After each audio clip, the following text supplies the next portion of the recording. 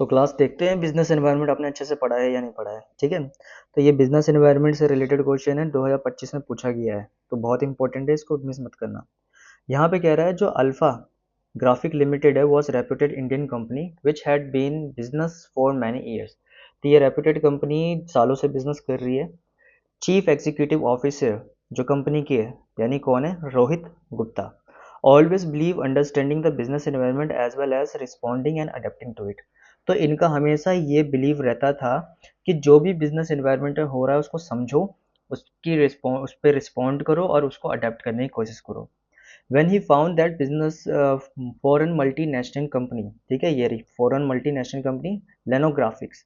इन्होंने जब देखा ये लेनोग्राफिक्स इंडिया में आ रही है एक न्यू सब्सिट्यूट के साथ, ठीक है, is entering the Indian market with new substitute.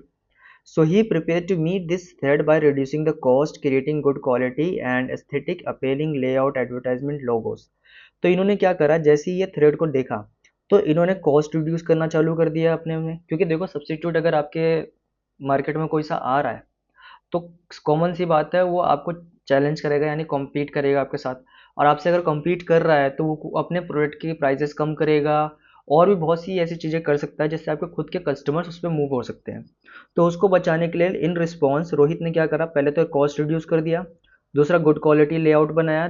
इसकी वजह से उनके जो पुराने कस्टमर थे, देखो क्या लिखा गया, as result Alpha Graphics was not only able to retain its own customer but also start getting new project.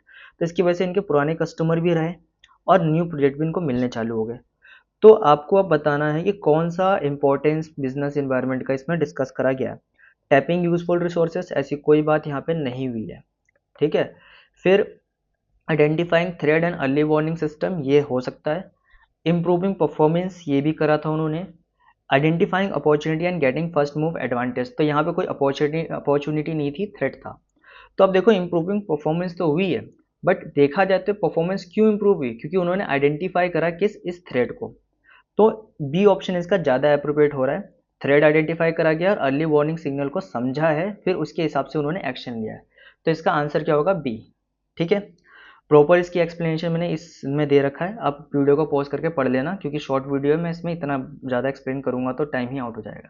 ठीक है।